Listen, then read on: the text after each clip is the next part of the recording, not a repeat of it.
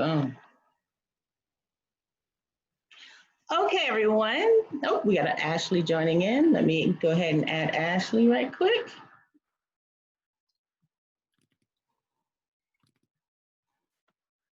Did Jason get booted from the? Let's see. I guess he did.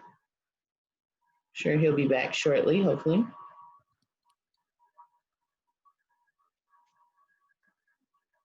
Let's see. Oh, there he's coming back now. I'm back now. That was weird. What happened? You good? Yeah, I don't know what happened. Okay. Well, we're going to go ahead and get started, and we are going to be talking about hashtag Black Birders Week and Black AF in STEM. I want to thank you guys for joining us and being a part of In the Know with Bobino podcast. So I do this podcast every week. I also do it live so that people on Facebook can join in. If you're on Facebook, make sure you share it, like it, talk about it. But I want everyone to have an opportunity to introduce themselves. So I don't know how you guys look on your Zoom, but I'm going to start with what's in my corner. So the first person is going to be Alex. Alex, can you tell us a little bit about yourself?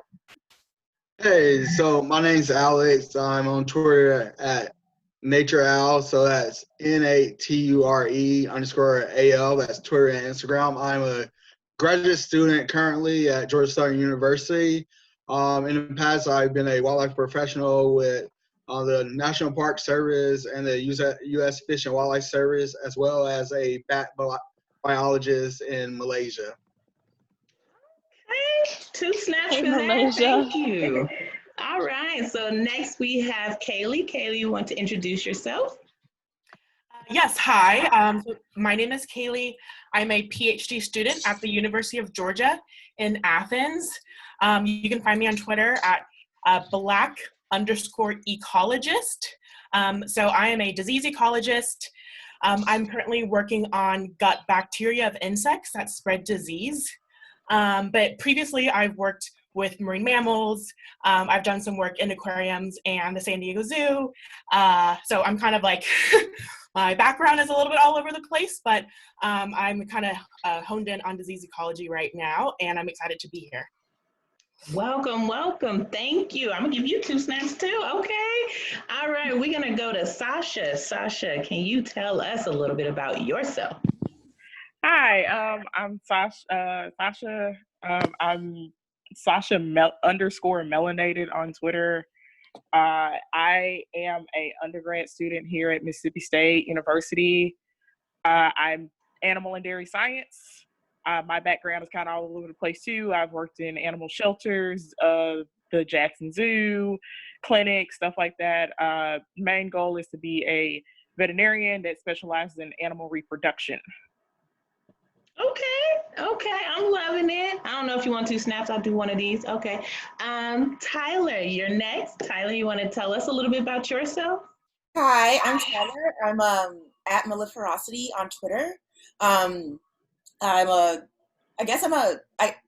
What do you call when you have your master's? I just defended my master's about 2 weeks ago in entomology. Thank you guys. Where I studied pollinator nutritional ecology. So I looked at the pollen that honeybees bring in. So like how it varies in nutrition and how those variations can impact honeybee colonies. Did my undergrad at Georgia Tech, where I was a part of the Georgia Tech Urban Honeybee Project. And I was in high school before that. So very short scientific career. Okay, no worries, no worries. Thank you for joining us. Let's go to Cassandra. Cassandra, let's talk about you a little bit. I'm Cassandra Ford. I am a PhD student at the University of Louisiana at Lafayette, and I study electric fish, and I'm also an amateur birder. So my PhD research is looking at how the shape of a fish's skull influences what it eats and how it eats it. Amazing. I love it. Okay. Moving right along, Sheridan, let's talk to you. Tell us about yourself. Yes. So my name is Sheridan Alford. I'm a current master's student at the University of Georgia. I'm studying assessment of African American involvement in bird watching. looking at some of the deterrents and how organizations can mitigate those issues. I am a birder by hobby and passion. And yeah, all my social medias, I have a YouTube channel, but they all are under Beanie Jean. So yeah. Awesome, awesome. Welcome, welcome. Okay, next we have Armand. Tell us a little bit about yourself. Hi, I'm Armand. You can find me at Devonian_1 on Twitter and Instagram. And like Tyler, I recently defended my master's degree in biology. I studied an endangered species of turtle, and I looked at their blood physiology and their spatial ecology. And I did that at Loyola University, Chicago. That's where I currently am. Have my undergrad in environmental science from Xavier University. And previous to grad school, I've just been a traveling technician. I've worked with birds, mammals, reptiles, and now I'm looking for work. So that's my story. Good luck with that. Good luck with that. Let's all right, Ashley, you are next on the list. You want to tell us a little about yourself? I'm Ashley. Hi, everyone. You can find me on Instagram and on Twitter at The Wildlife Host. And basically, like, I'm a science communicator. I love talking to people about wildlife. It's just something that I decided to do one day because I really enjoy it. I've studied environmental science in the past, and I don't know, it just really captures my heart to share that passion with people and to educate them about conservation. Okay. Thank you for joining in. Our next person is going to be Jason. Jason, let's talk to you and give us a little bit about yourself. Hello, everyone. My name is Jason Ward. Born and raised in the Bronx, New York. I'm a lifelong animal nerd, and I'm a science communicator, not a member of academia in any stretch of the imagination. And I currently host a show called Birds of North America that is 2 seasons deep, 20 episodes, and we're currently working on our 3rd season. Okay. And how can anybody get to watch your show? There's a couple of ways you can watch it. I would say that the easiest way to watch it is just going right to YouTube and typing in Birds of North America, and you can binge watch all of the episodes right there. Okay, cool. Last but not least is going to be Doc McSippins. You want to tell us a little bit about you? Absolutely. Thank you again for having me on. I'm a biophysicist by training. I've spent most of my life avoiding what many of our guests here have not, which is whole animals. So I've worked in cancer biology, chemistry, and yeast. And I host a science podcast that's just aimed at highlighting other Black scientists and talking about science in a way that, you know, doesn't feel like a tweed blazer with elbow patches. And you can reach me and for me to answer all of your science questions on Twitter and Instagram on SIPNSCI pod. Yeah. Okay. And thank you all for joining in tonight. We're talking about Black Birders Week. And I guess I haven't introduced myself very well. My name is Kat Bobino. I have a master's in biology, which is a mixture of biology and communications.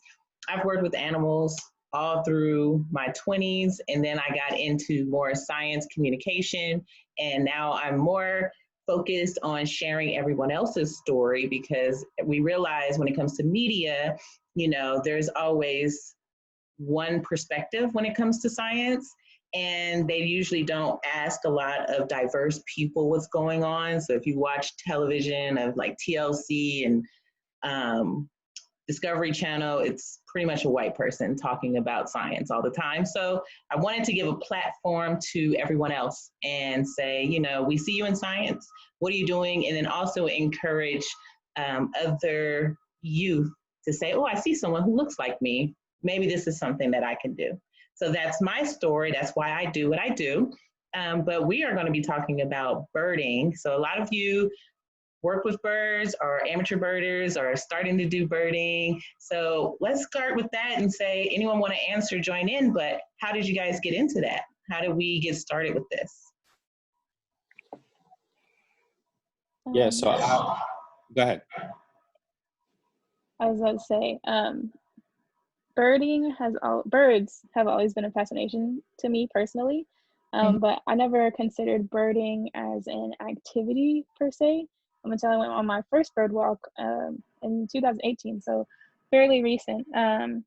But since then, I have really identified birding as something sort of a piece in, my Black American life.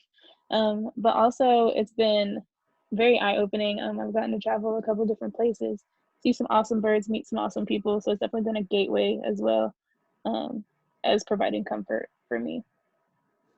Okay. Thank you, Sheridan. Alex, were you about to say something?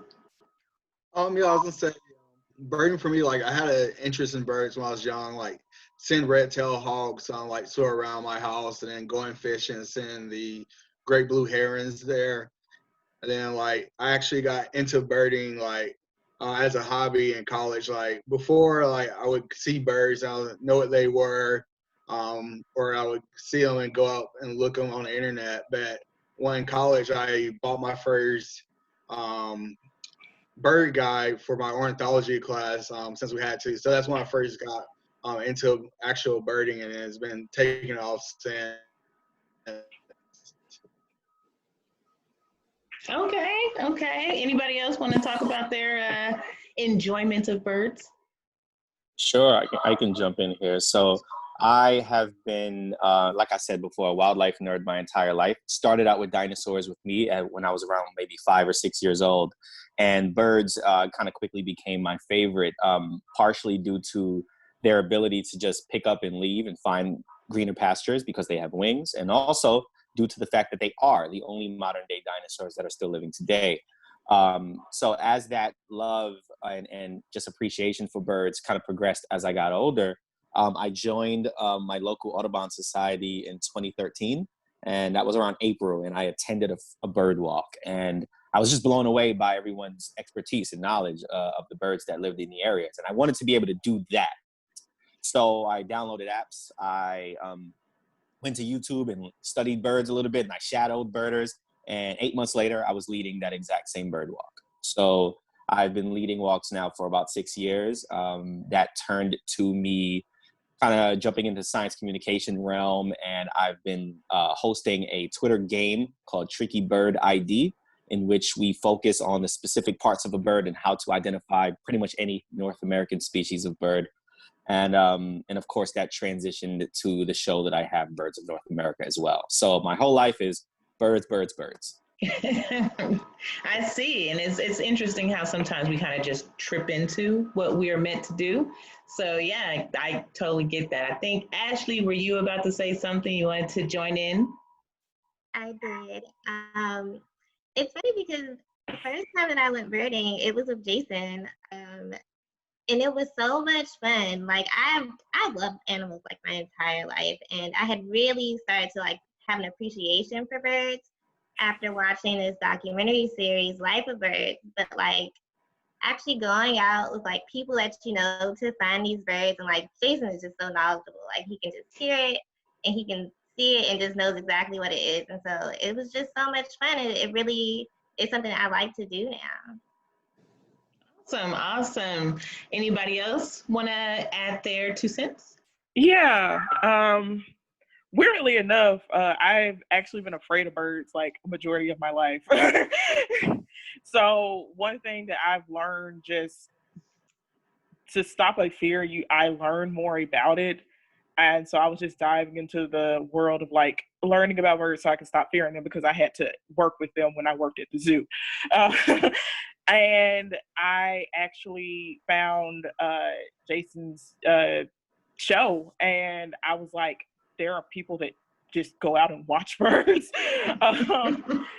And that was last summer actually. And so now I have my own binoculars. I go out to the farms, like whenever I'm going out to like palpate some cows or something, I'll usually go out a little bit early, so I can see what's on people's farms or what's out in people's areas. So yeah, I thoroughly enjoy it now.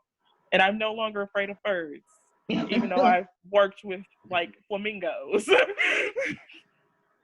That's awesome. So, Jason, it sounds like you are getting a lot of people into the birding and starting to do more bird watch. So, you must have a very strong following. I will admit, I've seen your show, so I follow as well. So, that's cool, Jason. You bringing everybody in. That's the goal. The goal, I mean, Sheridan, I'm sorry. Can you hear me well, or is there echo? We can hear you. Oh, okay, I'm sorry about that. I feel like the goal there is, I feel like there's no use in having this knowledge and passion for it if you can't really just share that with other people and kind of infect them with that same passion. So I'm super glad to see that, you know, it's working, and now it's time for those people to pay it forward as well. Yes, absolutely. And back to Sasha, what you were saying, I don't think I ever had a true fear of birds, but when you grow up in the Bay Area and your school is literally on the water, you have a lot of birds, you know, coming at you at all times. Like your lunch is not safe if you're eating outside. So no, I didn't fear them, but I did respect them, and I stood my distance from them, and it was like, you know, if you got my food, then you can have it, because I'm not going to fight you for it. So another thing about birds, I like them, but when you have to take a school trip to where are we at? Oh my God, I'm having a brain fart. Excuse me, guys. I am also 4 months pregnant, so I have been having a lot of pregnancy brain. And so when you take a boat out to the very famous prison that's right here in San Francisco in the water, and I can't think of the name. Alcatraz. Oh my God, yes, Alcatraz. Yeah, you will get pooped on. It's not no ifs, ands, or buts. You will get pooped on when you're getting off that boat. So They say that's good luck, so you know. Okay, I mean, you know, if that's if that's how people feel, I will accept it. Yeah, but I will say it's been like 30 years since I've been to Alcatraz, so and I still remember getting pooped on. But we will continue talking about it. I do want to talk about the other hashtag, BlackAFinSTEM. I want to see, how do you guys feel about that hashtag and how it came about and how we rocking it now? Sure. It started off with, so Jason not only inspired a next group of birders, he also had started this group chat with about, I think at the time it was about 90 plus members of just Black scientists and Black science enthusiasts. I saw him tweeting about like a Jeopardy game one day. I said, Jason, I want to play. Please involve me. I want to be involved. And he added me to the group chat, and from there it just became about just, you know, camaraderie. And I think community as Black scientists and just as Black people in a world that, you know, doesn't really support us and have our backs, I think it's important for us to have community, and this was that. And from that, we have people from different disciplines. We have economists, we have naturalists, we have ecologists, biophysicists like myself, biochemists, people from just various different disciplines. And you know, it's about us coming together to share our experiences as Black scientists and scientists enthusiasts. And it's just been a really beautiful thing for there to be a safe space for us to just talk about the things that we love that we may not get at our institutions. That's amazing. First of all, I'm terrible at Twitter, but Jason, I'm gonna need you to add me to this group so I could be a part of that as well. But yeah, that's amazing. Anybody else want to talk about it? Talk about what's going on? Yeah, I think I can talk to or speak to the actual name, like BlackAFinSTEM.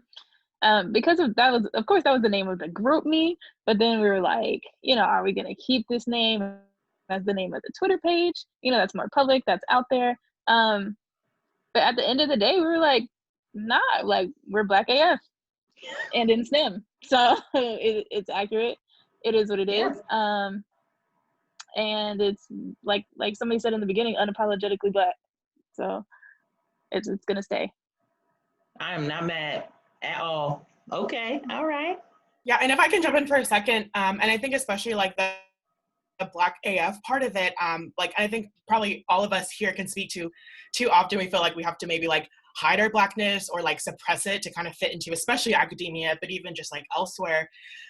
So just like the name of the group is like, no, I'm Black and that is a part of me. And like, I need to like express this part of like as I'm doing science. So I love the name, and I think it's like helping me embrace like my Blackness in my very, very white institution.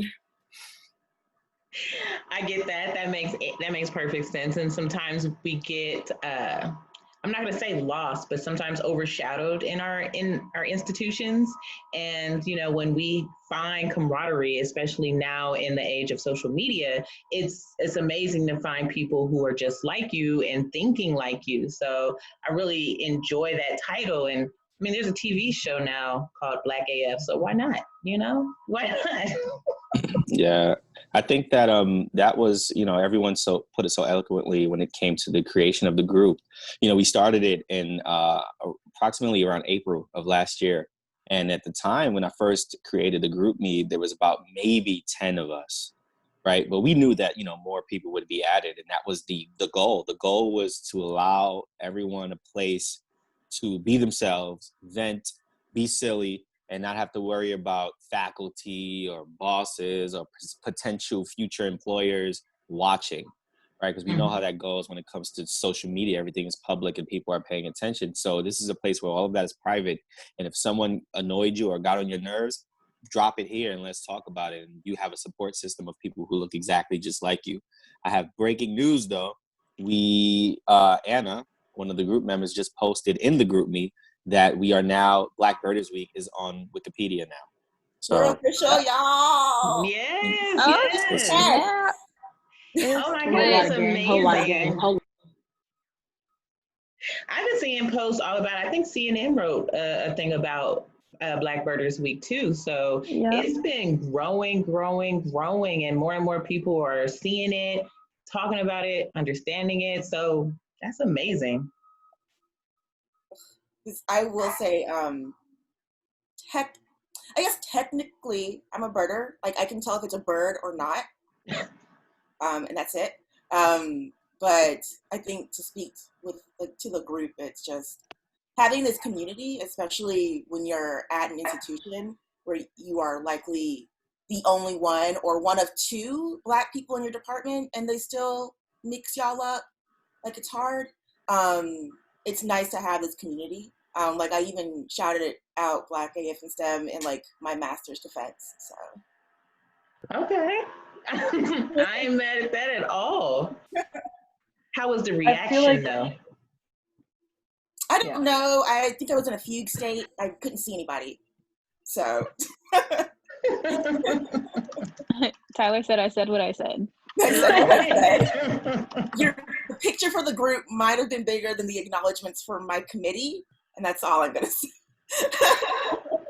And it is like that sometimes, we can't be silent on who we are. We can't stop the fact that we were born Black. We just have an interest in science. We have an interest in Twitter, and I'm not twittering birds. And you know what I'm saying? We're not gonna. We're gonna show that. We're gonna be a part of that. So I'm not mad. Anybody else want to join in? Yeah. So for me joining the group, like I joined early on, and it was like the first time I'd ever really known so many people who love wildlife. Like my whole life growing up, I was always the one who really loved animals.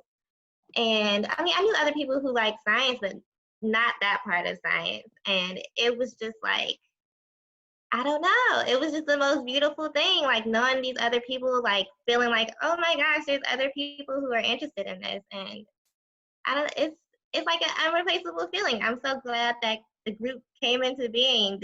I would have never imagined being a part of something like this when I was younger, but I wish I would have been. But it's possible now.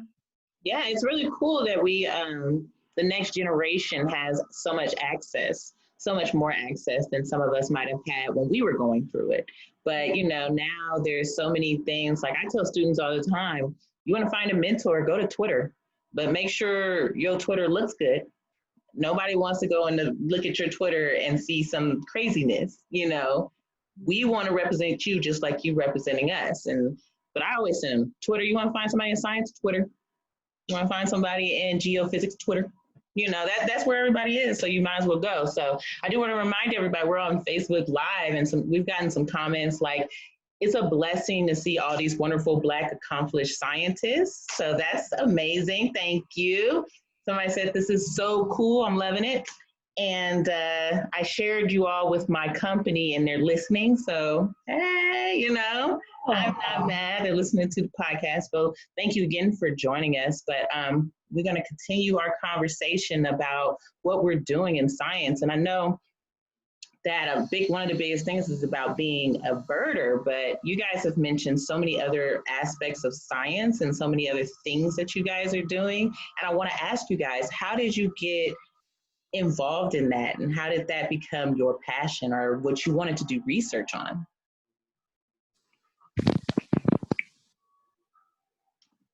I guess I can talk a little bit. So I study fish. I actually started my research career at my undergrad institution doing neurobiology research, but our research was on zebrafish. And so kind of my entire research career was focused on this like itty bitty little tiny cool fish that we were looking at like all aspects of its life. And so when I was looking for grad schools, I decided to stick with fish because fish are amazing. Fish are great. Technically, if you think about it, taxonomically, birds are fish too. So I love all fish, including birds. So I've gotten involved with birds, doing Audubon bird banding a lot here in Louisiana. So we go out to different parks and stuff like that, collect birds at really early morning hours in these really cool looking nets, and kind of monitor and track their life stages and their life history over different months and different years. And so that's kind of my experience with birding, but I probably wouldn't have gotten involved with that if I hadn't gotten into grad school where I currently am right now. So I'm kind of a bird and fish lover. Okay, sounds good. I think, Sasha, were you trying to say something? Yes. So my thing is animal reproduction, which almost no one knows about or thinks about ever. But one of the things that I look into is sperm and how we can better. I'm trying to explain it without it sounding weird. It's just how we can better make sure it lasts longer, make sure it doesn't, like when it thaws out, when we're trying to artificial inseminate an animal, it's not damaged or anything like that. So it's just, I like learning about reproduction. And in the beginning, I was trying to like just learn about, on a human scale. And I was like, this is really boring. And then I found out that, kind of everything else kind of does it. And everything else kind of does it cooler than we do. So that's the reason that I am like very adamant about animal reproduction. It's just like, once you leave outside of humans, it gets fascinating. Okay. I'm gonna say it's fascinating with humans too. I mean, myself, but I get it with working with animals, and I don't think a lot of people know that like the AZA, the American Zoo Association, has a huge directory when it comes to animal reproduction, because they're trying not to make sure that their animals are not reproducing in the same exact little pool. So it's this whole humongous thing that they do. So yeah, it's a lot that I don't know if people actually pay any attention to, but it's a lot. Armand, were you wanting to say something? Yeah, no one has expressed this yet, but initially coming into like undergrad, my initial goal wasn't to go into ecological science. My goal was to become a doctor. And it wasn't until my second semester of biology that was less human oriented. So that's when you get into the more natural sciences that I began to realize a lot of the issues associated with the world and ones that I actually cared about. Like it made me depressed for months for a lot of environmental, ecological issues. And that's when I made a shift into the world of ecology. I got into research. And then in 2013, that's when I had a research program out in Kansas where I was working with small mammals, and that was when I was first introduced to birding. Very reluctant, I should say. This goes into your previous question, because I was literally the only, one of two Black people in that program, but the only person out on this prairie that was working in this field, and it was just a bunch of white people out in the field looking at birds. At first, I didn't get it, and then even months after the program, I still didn't get it, but I still picked up the skills, and that's when I began to appreciate birds more and more. But how I got to where I am and what I studied is I just enjoy, one, getting outside in nature. There is a particular book, maybe you all have heard it, Song of the Dodo. That one has really inspired me. It was about island biogeography and how oceanic islands, that has many consequences on how many species can occur on those tiny little parcels of land. And then you can relate that to urban landscapes. And me, being a problem solver, I related that to, of course, like terrestrial environments and all different forms of taxon, not just birds, not just mammals, but reptiles. And it just came to a point where I was introduced into a project by a previous colleague who was eventually my future advisor on working with an endangered species. And I was totally fine. I didn't care what the species was. I was curious about the question. Endangered species in urban environments, of course, I'm all for that. And essentially, that's where I am right now. I don't consider myself necessarily a specialist, even though most of my knowledge pertains around herpetology, the study of amphibians and reptiles. But the questions that I'm interested in are more the spatial-oriented ones, involving what landscape is, how are the animals interacting with that landscape, how are humans affecting it, and what complications may be involved in the future. Okay. That was a lot. But sorry. It was wonderful, wonderful. You know, I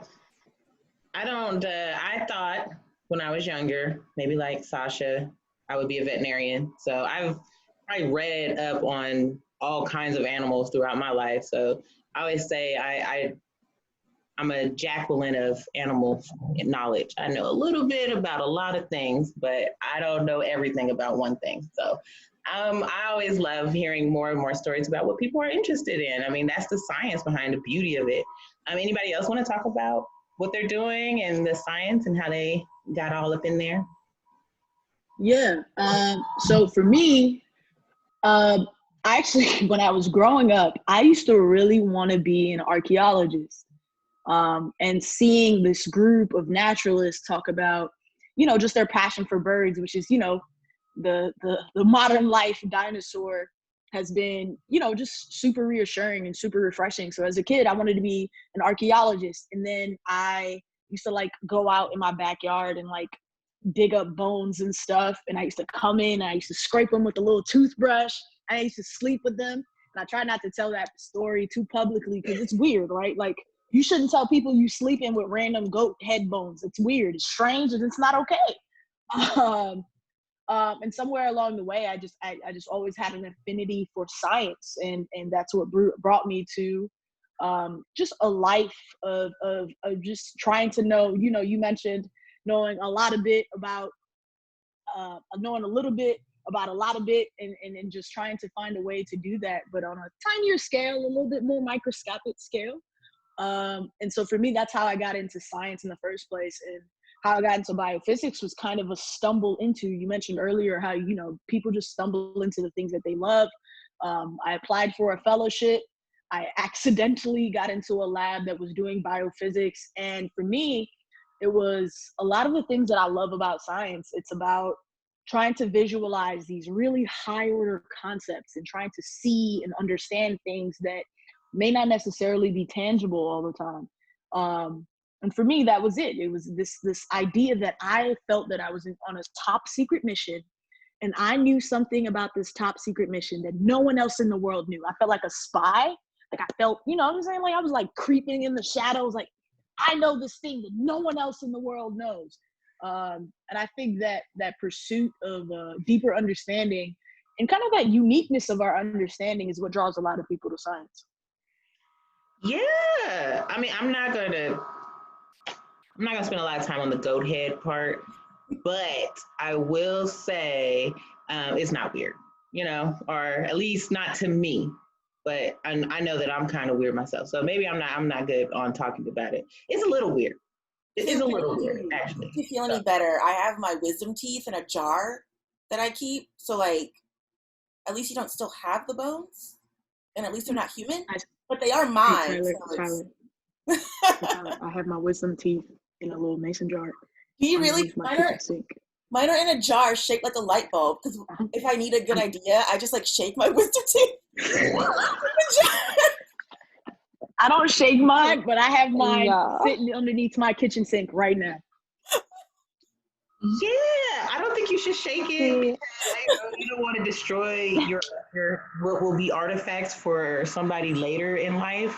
So I wouldn't break what you've been saving for. I don't know how long you've been saving it, but it's not weird, you know. Or I'm gonna say that it's not weird. It's a little weird. It's a little bit. The bones are cool, so you know. Bones are cool. So no, bones are cool. I haven't slept with any of the bones that I've collected, but I definitely do have a bone collection. But I mean, I also study skulls, so. Yeah. Mm-hmm. So I was, for my master's, I had actually outside of school, I had a manager at my job whose dad was a teacher. And when he passed away, he had a whole collection of things in jars. And so they were at my house for a while. I ended up finding a lab to keep them in. I mean, I can't talk, you know, I had a bunch of things in jars that was literally by my bed for a while. So I am not one to judge anybody. But we did have a question from Facebook, and it was, is anybody on here into sea life? I'm working with like marine biology or anything like that. Oh, Sasha. Okay, and Alex. Okay. Alex, you go ahead. Tell me what you Yeah, I love sea life. I have been working with sea turtles the last 2 years. Before that, like, I always admired it, but I never thought about like working with sea life, because I always thought you had to actually go out at sea. And I love being on the water, but I can't float, so I don't want to go out where I could fall in. Like, I can swim, but if there's nothing to get there, or I'm just gonna go away. So I've been working with sea turtles for the last 2 years. Before I started grad school, I've been working with the Kemp's Ridley sea turtle down in Padre Island National Seashore. And then last August, I actually started a job on a boat as an endangered species observer. So with that job, I would go out on a dredging boat. So during what a dredging boat is, they go out and widen or deepen channels, shipping channels, or if a hurricane or a new development is going to be built, they'll dig up sand and throw it back on the beach. So I am on the boat to make sure that they're not running into any marine mammals or coming in contact with them.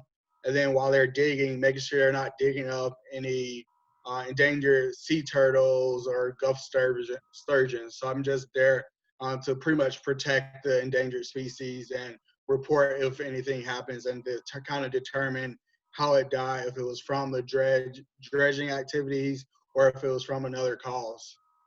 So yeah, I love sea life. I love turtles. I just think they're so cool. I love how they are kind of just chilling in the water and like no care in the world.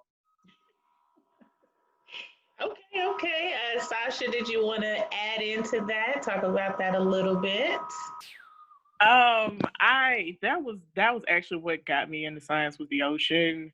I thought I wanted to be a marine biologist heaven knows how long. But I did work with otters, beavers, a lot of aquatic birds and stuff. So mostly it was just cleaning up their poop, but they have to be in a clean environment. So if you want to be a zookeeper, you have to understand you're gonna have to be cleaning up a lot of poop, and that includes a sea otter room, which is very gross.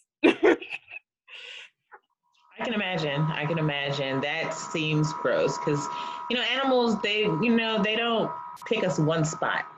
So, they just go where they go. And that's a lot. That's a lot of cleanup. That's one of the reasons why I was like, I don't know if I want to work at a zoo because I know that that's a lot part of it. So kudos to you, Sasha, for doing that. Anybody, Kaylee, I see. Did you want to say something? Yeah. So I actually, because some of my first research experiences was doing a lot of like whale watching and kind of like whale and dolphin behavior ecology, which is, I would say, similar enough to bird watching. But yeah, so I've done most of my binocular work like in the middle of the ocean, just trying to like listen for like whales and dolphins coming up to breathe. Trying to like identify them by their fins. But yeah, and then I also worked at a fish hatchery for about a year and a half. So it was for a conservation organization. So we were raising white sea bass, and then we were putting them back in the ocean off the Pacific coast to like help kind of restock their populations. But yeah, so I've strayed away from marine biology. I work with tropical insects now, but hopefully I'm trying to get back to marine life post grad school. That's an interesting transition from marine to insects. But that's how it is, and I will say my second favorite animal is the blue whale because it's so big and yet we know like nothing about it. So that's my dream. My dream is to be on a boat and see a blue whale in real life. I don't know how that's going to happen. But they're on the Pacific coast all the time. I've seen them off LA. So yeah, you can make it happen. I'm jealous. Yeah. That's all I mean, that's not all I want to do in my life, but that's one of the major things in my life is to see a blue whale because I'm like, how do we not know anything, not a lot, I should say, about blue whales? And it's like the biggest thing on the planet, but I'm jealous. All right, Ashley, I see you. Oh my gosh. So sea life is the thing that, just like other people, it really got me into sciences and wildlife. Like just seeing all the different types of fish and just all the different types of animals that live down there. It was always so much more interesting to me than like anything that lived on land because they function so differently. And that was just fascinating for me. And I mean, eventually I grew to love everything, land animals included, but it was really the ocean that I really fell in love with. And I thought I was going to be a marine biologist for a while, but I just appreciate looking at all of those things and learning more about them. But like you said, we don't really know very much about, honestly, really anything down there. We don't know very much about the ocean at all. But I still love it though. Yeah, no, I love it. And I would definitely go on a boat if invited. So if you know anybody who is going on a boat, I will go and I will talk about it. But the person who asked about it, he said that octopus to him is the most interesting sea animal. He loves it. He loves octopus. So I do too. They're really good. And going way, way back, somebody said bones are great. They tell an untold story. So yeah. So when they find Tyler and Doc's bone teeth in jars in like 500 years, 5,000 years or so, they're going to say, oh, this probably belonged to a humanoid. I want to feel famous. You want to be famous? Yeah, I think you should put your name on a paper or something in there so then they can look you up and be like, oh, I don't know how they're going to do it, but they're going to like find you and you'll have a whole story in a museum with your 2 wisdom teeth or 4 wisdom teeth, however you want to do it. But anyway, so what we are talking about with Black Birders Week, and it's so interesting how this came about, but it brought so many people together with Black Birders Weeks. Have you guys been introduced to way more scientists than you even imagined possible? Because I have. And I think I only posted once on Twitter because again, I'm terrible with Twitter, but I've just been introduced to so much, and I want to see how you guys feel about that. This eye-opening moment in history with Black Birders Week and this introduction to so many people of color in science. Sheridan, I'm sorry. Sheridan, you can go ahead. Okay. No, I just think it's been, like you said, fascinating. But my favorite part about it all has been seeing the different generations kind of post their pictures. I think it was you, Ashley, actually, who's posted about their grandfather, and they're like, sometimes it's good to just like, you just sit out with your grandpa and watch the birds. Or I've seen people post their kids and they go camping. So it's really just been great to see not only like the Black scientists, but just that first day, the hashtag Black in Nature. That was probably my favorite day, just to see everybody's pictures and hobbies, and it's kind of like you knew they existed, like we exist, but not for real, not like that. Like they came out. So I love that part. Okay. All right, Armand, what did you want to add to that? Honestly, this has been mind-boggling in terms of the opportunity to see how many people like yourself actually are in your field. It's embarrassing. If I were to give you a number, it would be embarrassing. How many people I thought were identified as Black and were ecologists. Reason being, in the last 5 years and all the jobs I've had between them, I've literally been the only Black person in all of those, including my graduate program. I haven't interacted with many people of my same identity in a very long time. So to one, be involved with this group, BlackAFinSTEM, and then see that all of that diversity and then like new people on Twitter after that first day was a huge shock to my system. A happy shock, but it was definitely a shock. Okay, all right. Cassandra, I see you. Go ahead.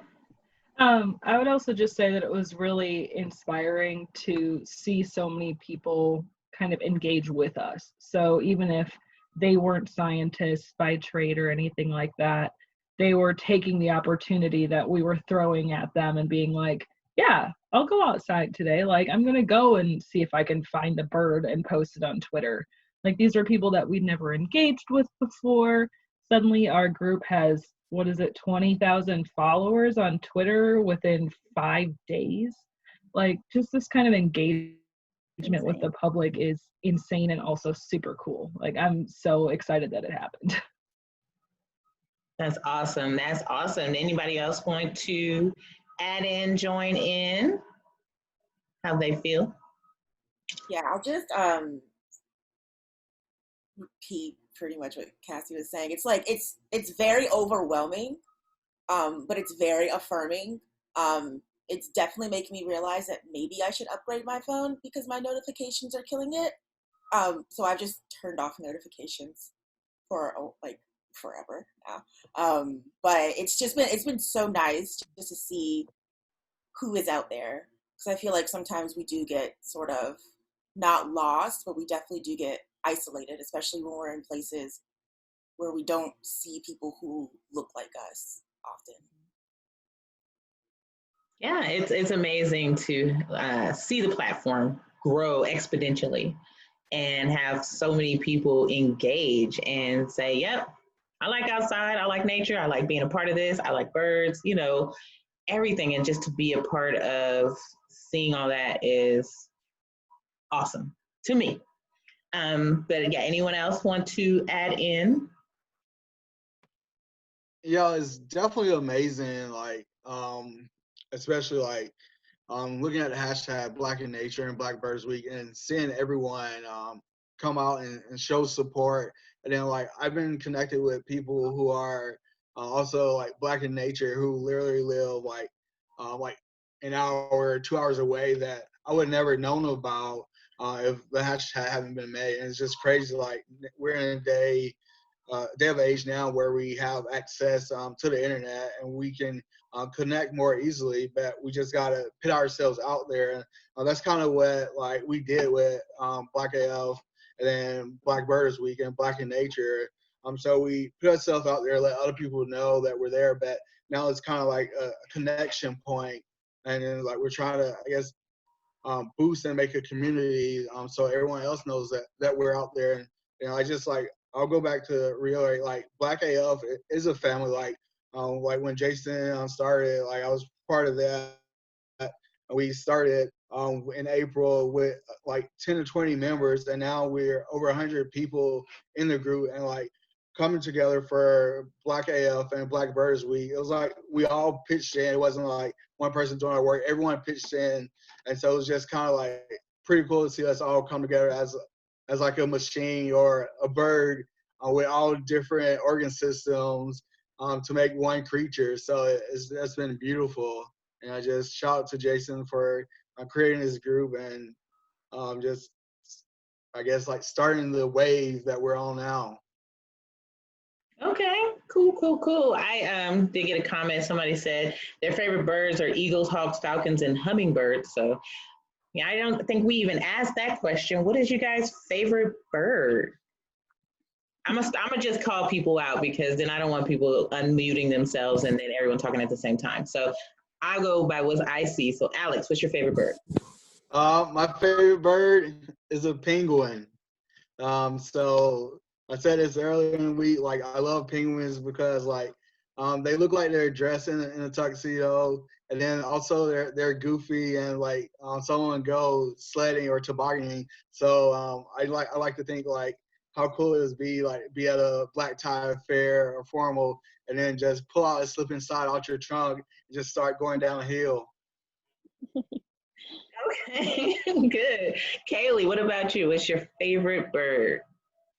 I would say like generally pelicans. As a former, hopefully future marine biologist, I love seabirds. So I would just say all pelicans, maybe the brown pelican more specifically. That's cool. I interviewed a woman not too long ago who works with pelicans in Louisiana, and she loves it too. I like how their throat thing works. It's cool. All right, Armand, what's your favorite bird? That's a very difficult question, but I'll have to go with a northern mockingbird. That's my favorite bird. I enjoyed all the variations and calls that they make. Cool. Okay, Cassandra.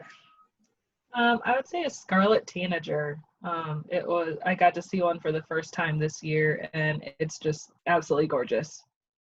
Oh man, that's awesome. Tyler. You guys are like getting know your birds. I like owls in general because I actually I was listening to a podcast from LeVar Burton, and he like read one of the story that he read was about owls. And I really loved the story. I was like, oh, it's a nice bird. I also really love that movie, like the Guardians of Gahul, that owl movie. So we'll say owls. I don't know which because I don't know birds, but yeah. That's okay. I love the barn owl, but I like it because their ears are not at the same level, and so it gives them that cock, and they can find their prey real easy. So I get it. Owls. That's all owls, by the way. I know, but I like the barn owl. Pretty, but I know. All right, Jason, since you're jumping in, what's your favorite bird? All right, so my favorite bird is the best bird on the planet. It is the peregrine falcon. It's the fastest animal on this whole entire earth. It can be found on 6 of the 7 continents. It lives everywhere. And I also have a tattoo of it on my arm. Oh, okay. Yeah. I love peregrine falcon too because of the speed, but I think everyone likes the speed of a peregrine falcon because that's amazing that they do it. Ashley, what is your favorite bird? Oh, I really like these birds, superb lyrebirds.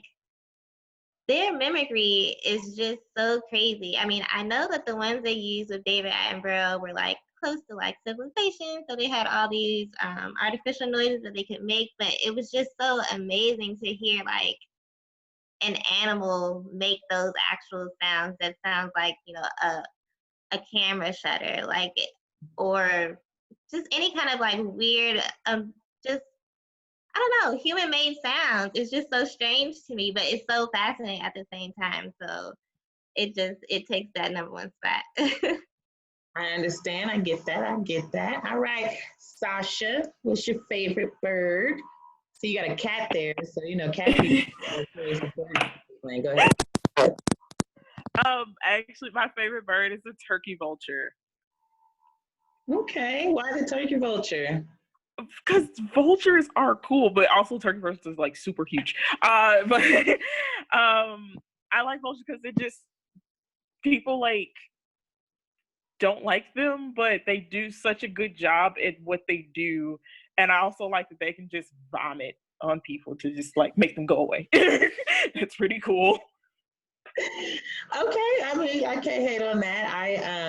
I like educating people about them as well, just about the bald head and why they're bald headed, or there's no feathers on their head. So I don't think people think about that sometimes. But okay, I love it. Sheridan, what about you? What's your favorite bird? Yes. So my favorite bird, I'm gonna have to go with the northern cardinal. Some people consider it a backyard bird. Well, it is a backyard bird over here in Georgia. But I love them because they're very charismatic. I love their laser beam called the pew pew pew.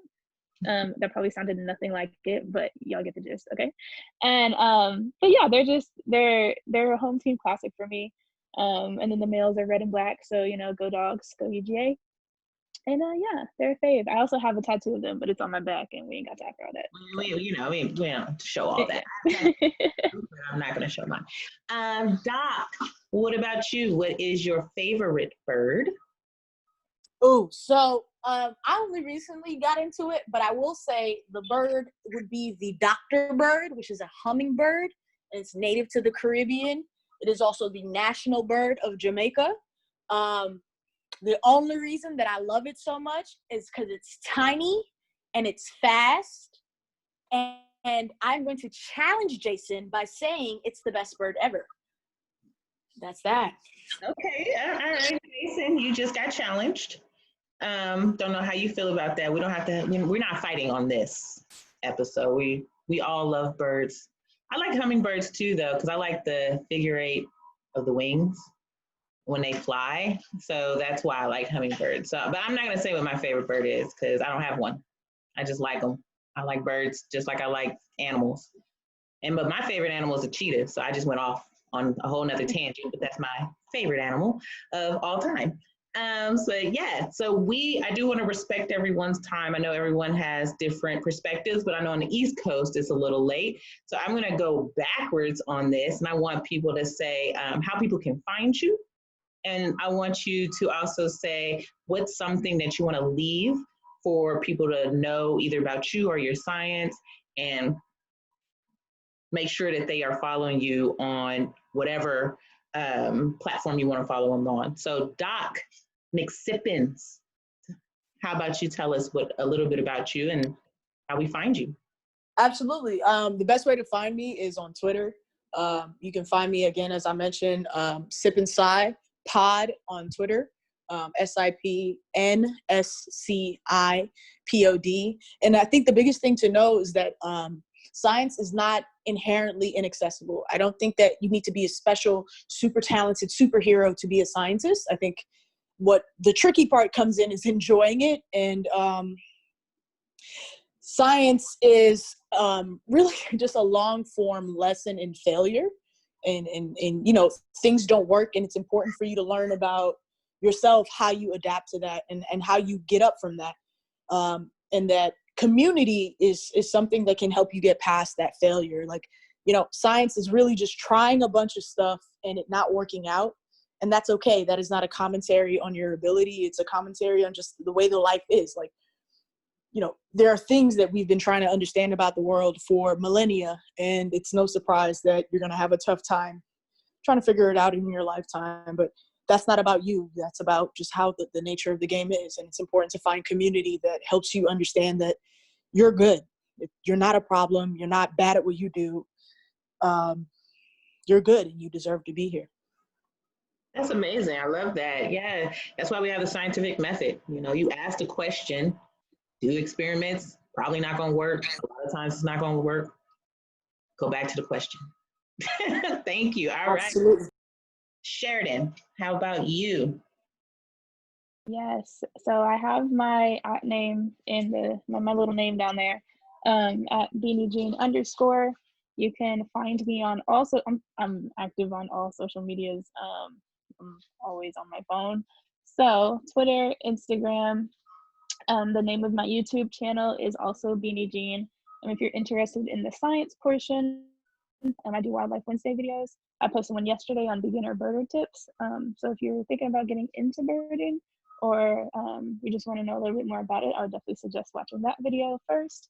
And then there's all other types of videos on there. So definitely just go check it out. And my biggest takeaway that I would want people to get about what I do, I assess African American interest in bird watching. And I think the most important thing is knowing that going outside, even if you don't have the fancy spare binoculars, even if you don't have binoculars at all, taking an interest in birds and watching them and finding excitement in that is birding.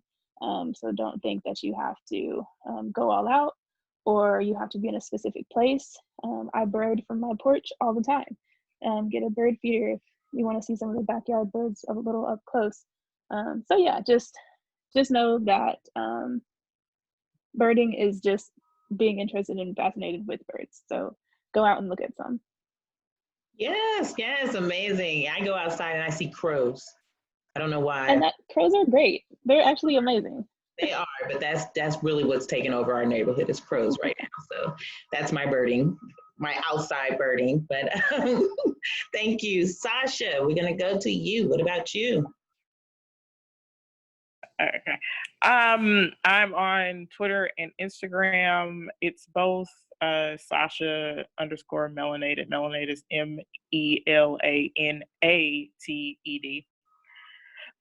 You can also follow my YouTube, which is 2S Podcast, where I talk to people in STEM and sex workers and those that work in both fields. And it's just to show that sex work is real work, science is science, and people work in both.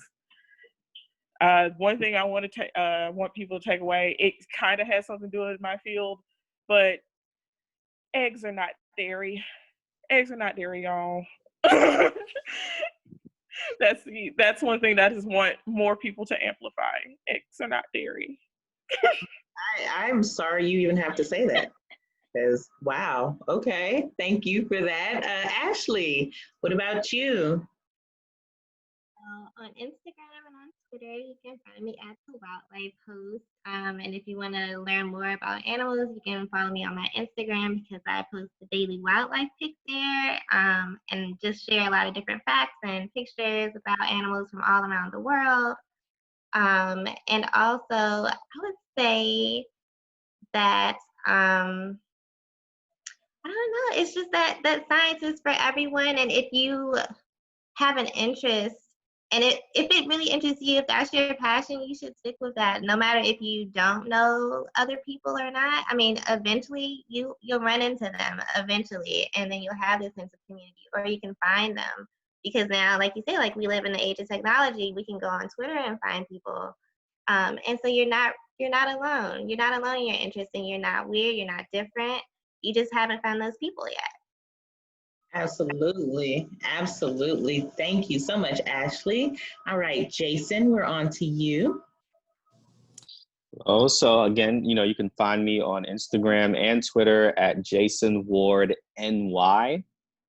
And once again, for those out there who haven't seen Birds of North America, there's 20 episodes waiting for you to binge watch. We're all at home. We're not doing anything anyway, unless you're like going out and going birding. But before they lift those restrictions in whatever city you're in, just sit there and binge watch. And if you've seen it, watch it again. The more views we get, the quicker they'll greenlight season 3. And in addition to that, my takeaway would be birding is therapeutic. And it doesn't take much to be a birder. I'm not a gatekeeper by any stretch of the imagination. If you have eyes, ears, and a sense of curiosity, you can be a birder. So go outside and absorb some of that therapeutic value that the birds provide. Absolutely. I love that. We're gonna go on to Armand. Yeah, so again, you guys can find me at Devonian_1 on both Twitter and Instagram. I enjoy posting a lot of pics of both birds, herps, and plants. I enjoy sharing that knowledge with other people and getting them interested in a lot of those things that we see on a daily basis but may take for granted. And like Jason said, I think going out in nature in general is very therapeutic, whether it's miles and miles outside of your city or just at the park at the corner. I think that can be in some way a way to de-stress yourself, especially from our current social condition that we're in right now. And thank you guys for tuning in. Yeah, I love that. Okay, Sandra, your turn. So you can find me on both Twitter and Instagram at KassTheFish, KassTheFish. And my kind of last takeaway would be to ask questions always. That's kind of the basis of what science is about. And so go outside and start asking questions about what you see, and always ask for opportunities. You can never get an opportunity if you don't shoot your shot for it and give it a try. So if my computer cuts off, I apologize. It is about to die. So oh, good. Yeah, that's absolutely true. I mean, I have a master's in biology, and I went with a bunch of geologists. I mean, I have a master's in biology, and I went to New Zealand with geologists like a year or so ago, and it was paid for. So yep, just shoot ask, your shot. you know, Yeah. Shoot that shot. Absolutely. All right, Tyler, we're gonna go to you. Yeah, so you can find me on Twitter at Melliferocity, MELLIFEROCITY. And first, my funding is up this month. I am not tied down by a job, but I will take one. So if anyone is out there, I do have a resume and CV to back it up, but also shoot that shot.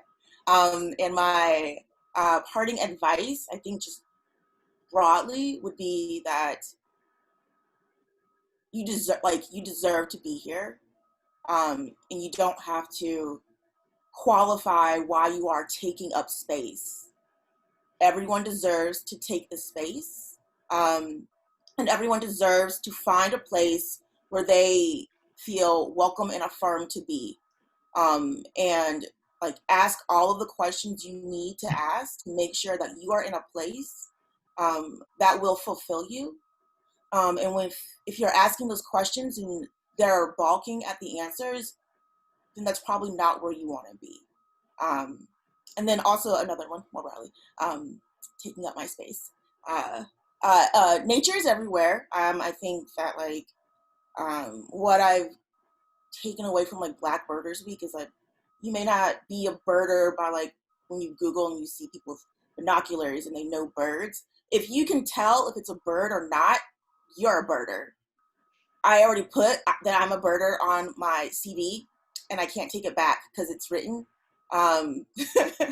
So like, whatever you want to be, you literally already are it. Like the label doesn't matter. Damn, that was good. All right, I'm done. That's good. That was good. Okay. So, Kaylee, you got to follow behind that. So go ahead. Yeah, no pressure. So you can find me on Twitter at Black_ecologist, as I am a Black ecologist. And I would say my takeaway is maybe a little bit more for science educators and people who do a lot of SciComm, is kind of after this week, a lot of organizations and people are talking about how to make their science outreach, reach a more diverse audience. Go to these communities you're trying to target. Work with community leaders. Don't reinvent the wheel to try to do your own thing. Also, don't expect people to come to your university or to your museum. Like, you need to actually go to people you want to reach. So work with that. And again, don't reinvent the wheel. So also talk to community leaders. Don't just push yourself in. So work with folks there, and we can hopefully make science more inclusive. Absolutely. I mean, anybody who's going to be watching this now or in the future, we're here. You can ask us. We'll talk. You don't have to pay us, but we'll talk. You know, we'll come. Absolutely. All right, Alex, my man, what about you? All right, yeah. So you can find me on Instagram and Twitter at nature_al, and that's nature with NATURE_AL. And I guess the biggest three takeaways, I would say the first one is like representation matters. So especially for the teachers and the other like people looking for resources for any project stuff, like there's not a lot of pictures of Black people being scientists, but now with the hashtag Black in Nature, Black Birders Week, you have a plethora of images of Black people doing these scientific things. So go ahead and use them. There should not be an excuse anymore. Use this resource that has came about from this week. The second one thing, I guess second and third is, like many people have already said, like nature is for everyone. So get out there and go enjoy it. If you don't have anybody to go with you, reach out to us and we will try to help you find somebody, or maybe someone reading this and they're willing to take somebody. You also reach out to us and we can pitch all together. And then the last one is be yourself. Don't put yourself in a box to fit in like so many other people have said. Be unapologetically you, unapologetically Black, unapologetically a scientist. You do you. Let that light shine, your passion shine. Don't hide your passion because someone else is deterred by it. But let it shine. A lot of people, especially like people that are Black, if someone sees you being like passionate or emotional, some people will contribute that to you as having an attitude or angry. But no, like if you're passionate about something, of course you're gonna have high energy for it. So don't hide that. Absolutely, absolutely. So before I let you guys go, just a few comments that had came in while we were talking. One, I love the peregrine falcon. Someone else said, an eagle landed in my fountain today. Amazing, love hummingbirds. This is a beautiful to see all these amazing young leaders. And thank you for being here. And someone really liked that comment. I like the comment about the ears and the eyes and the curiosity. I have a big window with a tree, and so she loves watching birds. So I wanted to say thank you again for you guys joining me. For me, you can find me on all social media with Kat Bobino. That's all of them because that's just what I do. I also have a YouTube channel, Kat Bobino, where these types of interviews will be there, plus all the people I've interviewed in the last 2 years, which is a lot of videos. So I'm going to jump on Jason's bandwagon and be like, yo, I ain't got nothing to do, so just go ahead and watch it. And then I rip the audio and make it into a podcast. So In the Know with Kat Bobino is a podcast that you can find on Apple, iTunes, on Google Play, on anything that has a podcast. I've put that podcast on there. And lastly, my biggest dream is to make this into a real TV show where I'm talking to diverse people in STEM and having them teach us about whatever science, tech, engineering, math they do instead of trying to be the one person who knows it all. Because I'll admit I don't know everything, and that's why I come to people like you guys and ask you, what do you know, and share it with our community. But again, thank you guys so much for being a part of this. I'm going to save this and put it on YouTube and send all of you the links so that you guys can share it with your various platforms and go from there. So thank you so much, and I hope you guys have an excellent, excellent night and weekend. Thank you so much, Kat. Thank you. You too. Thanks for having me. Of course. Good night. Bye. Bye. Good night.